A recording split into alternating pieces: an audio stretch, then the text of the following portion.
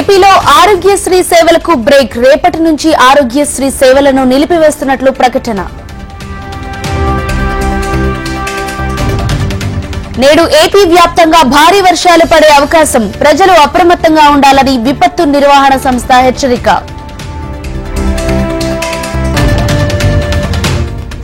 తెలంగాణ ఆవిర్భావ దినోత్సవాలకు సోనియా గాంధీ చివరి గింజ వరకు ధాన్యం కొనాలని కేబినెట్ నిర్ణయం.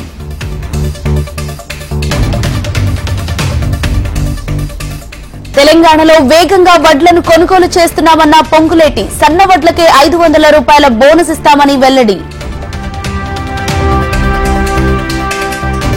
కాంగ్రెస్ ప్రభుత్వంపై మాజీ హరీష్ రావు ఆగ్రహం. వడ్లకు బోనస్ ఇస్తామని మోసం చేశారని విమర్శ.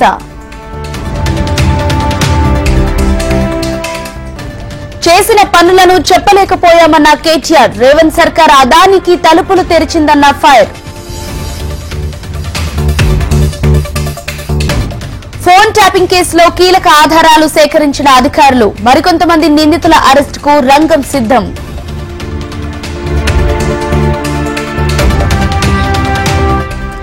రంగారెడ్డి జిల్లా నానాజీపూర్లో ఏసీబీ సోదాలు. 50,000 లంచం తీసుకుంటూ పట్టుబడ్డ సెక్రటరీ, బిల్ కలెక్టర్.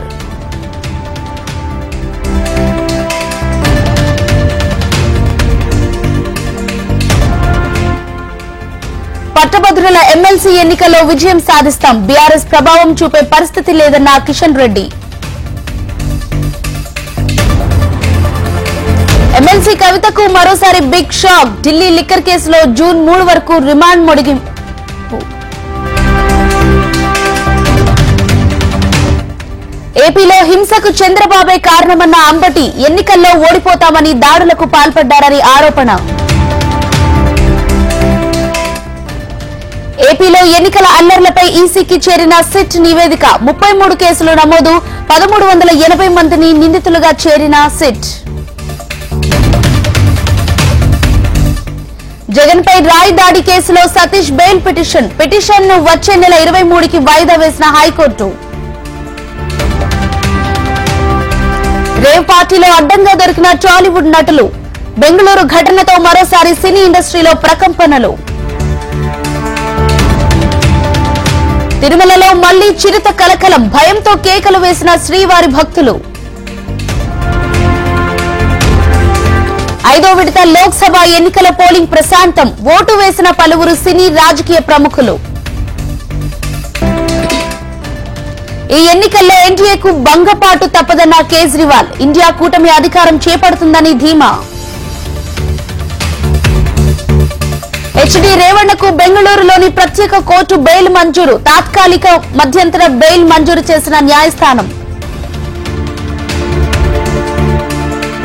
పార్లమెంటులో బీజేపీ ఉన్నంతకాలం రిజర్వేషన్లను కదిలించలేరు. కాంగ్రెస్ పార్టీ బీజేపీపై తప్పుడు ప్రచారం చేస్తుందని అమిత్ షా ఆగ్రహం.